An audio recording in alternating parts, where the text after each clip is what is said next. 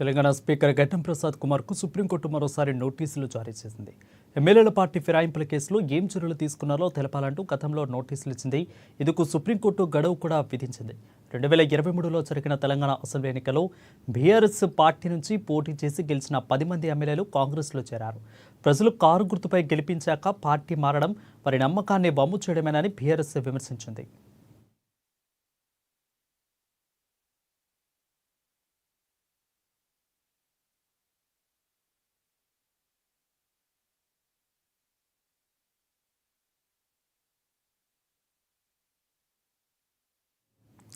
దీనిపై BRS party సుప్రీంకోర్టును ఆశ్రయించింది. Party ఫిరాయించిన ఎమ్మెల్యేలను అనర్హత వేటు వేయాలంటూ స్పీకర్ను ఆదేశించాలని కోరింది.